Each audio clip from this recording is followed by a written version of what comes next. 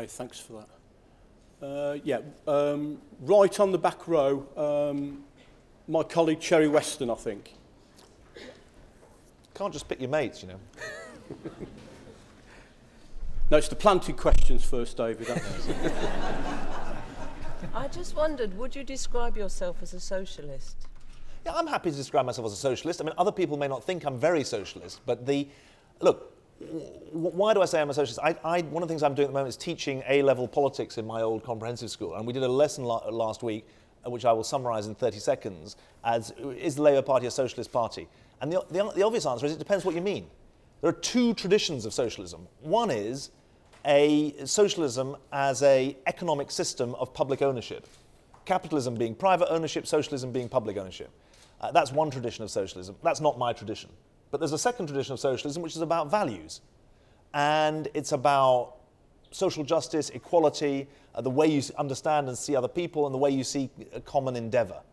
And if that's your definition of socialism, which is sometimes called ethical socialism rather than economic socialism, then I'm a socialist.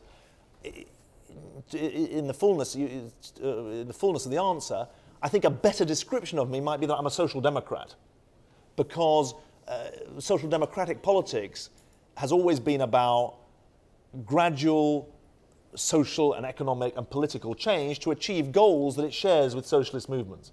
But the Labour Party describes itself on its membership card as a democratic socialist party, and I'm not sort of scared of it or run away from it, because I think the values are good values. But I think it's easy, as we learned in the 20th century, you could have economic socialism of public ownership and nothing that looks socialist to me, because you end up with repression and lack of freedom and all sorts of other things that have nothing to do with socialism. I've come here to ask one question, and I'll try to make it simple as it is. Right. My question is, what definition do you give of international student? What definition? What is your concept of international student? And it goes round, and one part of that question as well is, what role do you think international students play in British society? Okay. Where are you from? From Cameroon. Wow. I used to be international student. And now you're... No, now I'm working part-time with the school, with the university. Great. Well, look, I think that the story of British universities of the last 20 years is one of the most inspiring stories of British life. Because it's a story of expansion for British people. It's a story of renewal of our cities. And if you think about the cities of Britain and the transformation they've undergone in the last 20 years, at the heart of that transformation has been universities, because universities bring together people and ideas in a remarkable way. But none of that would have been possible without the third thing, which is the internationalisation of the British higher education system. There are 85,000 Chinese students in Britain. I don't know how many students there are from Cameroon. We'll take it as a great vote of confidence that you came here rather than going to France and to French-speaking universities. So it's great that we've got our appeal into all around the world. And I think that's a great story because it enriches our universities, it enriches our national life, it makes for better students here because you learn from other students as well as learning from professors. And one of the greatest stupidities of the current government is the restriction on foreign student visas. I mean, it's completely idiotic. The government's own figures are going to show it's going to cost £2.4 billion a year, the British economy, the restriction of student visas. Now, some of that, they say, is about shutting down bogus colleges. And there have been some bogus colleges, and it's very bad to have bogus colleges.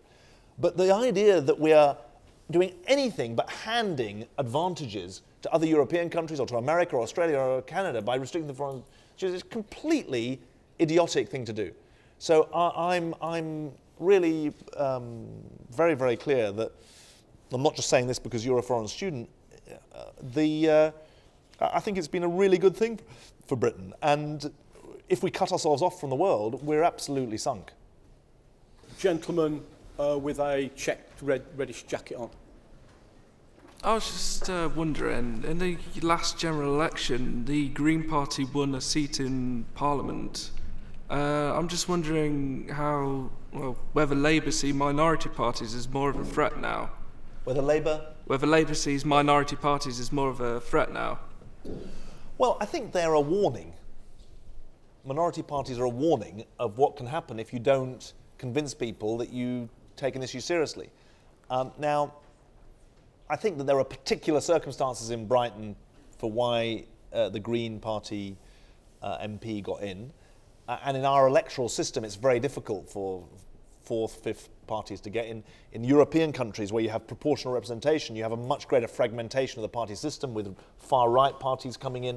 I mean, I mentioned I'm doing this Anne Frank lecture tomorrow, or lunch. I mean, it's a really sobering irony that a country which, Anne Frank, Nazi invasion, etc., but in the post-war period, Holland in general, Amsterdam in particular, was seen as one of the beacons of multicultural life, yet today, and for the last 10 years, its politics have been completely riven by ultra-right-wing politics and sort of Islamophobic politics. Now, I think that's why, you know, one can, well anyway, they've got problems on far right and fragmentation of politics. On green politics, in a way, this is the defining issue for our generation for the next 50 years. It's one that we are showing ourselves in this country and European countries to be serious about, to be fair. But in the US, they're not serious about it. Despite the fact that President Obama recognizes it and understands it, he's got an absolutely do-nothing Congress on that. It's ironic that the Chinese have overtaken the Americans on the industrial side of green technology massively. And in some sectors like solar, 45% of world solar market is now Chinese dominated. And they are now, I think, more enthusiastic about global regulation than the Americans. By a quirk of geography, the Americans are sort of insulated from climate change better than the Chinese or others. So I think we've got a massive challenge, and if the presence of a Green Party MP is a warning to the main parties, don't forget this, then that's a healthy thing. Thanks very much. I don't want people to vote Green, though, obviously. I mean, that's the... lady in the middle. Today marks the year that the protests started in Egypt. I'm just wondering how you think that the Arab Spring affects foreign policy, and also whether Western governments should be concerned about people like Muslim Brotherhood taking power. Where are you from? Wolverhampton. Yeah. Or where's your heritage from, would have been a better way of putting it. Pakistan. Yeah. Yeah. Well, look, let me give a longer answer to this, because I think it's an incredibly important set of issues, really. First of all, what does the Arab Spring, so-called, in quotes, represent? I think it represents the innate demand for human dignity finally flourishing in the Middle East. And that demand for human dignity has been brought out by two factors. One, corruption, incompetence, stupidity, kleptocracy on the part of the Mubarak regime. But secondly, back to the global village, the flow of ideas, the access of Egyptians to the internet and to see what's happening around the world, the interaction with the world has brought ideas of personal freedom, democratic dignity to the fore. And in that sense, it wasn't a technological revolution, but it was a revolution propelled by technology in the following sense.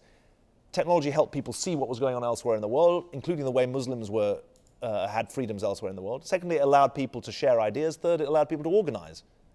It allowed 1 million people were brought to Tahrir Square in part by organization through text message. So those are the sources of it, and I call it the civilian surge. And it's happening all over the world, actually. It's happening in Russia extraordinarily. In a way, it's happening in parts of China as well. Now, there's then a second question or a second aspect to this, which is, what do we make of the rise of political Islam? Which in a way is what the Muslim Brotherhood have represented. These are people who are now in democratic politics who take their inspiration from the Quran. I think it's a rough and ready description, but it's more or less what they would say. And some people who are active in the Muslim Brotherhood and some people who call themselves Islamist would say, look, we're just the same as Christian Democrats. The German Chancellor calls us, is from a party called the Christian Democratic Party. And some of those people would say, look, we're no different from that. She takes her values from the Bible, or her party does, and they're committed to politics. Other people in the Muslim Brotherhood would take a rather different view and say we're actually part of a more sectarian approach to politics that sees people of other religions in a rather different and dangerous way. Now, my view is that, first of all, this is going to play out in a way that's not decided by the West. It's not going to be us who decide this, it's going to be internal movements. Secondly, we should engage, I think, very, very strongly with the Muslim Brotherhood and respect it. We shouldn't demonize it or push it underground, because pushing it underground is the fastest way to make it more extreme.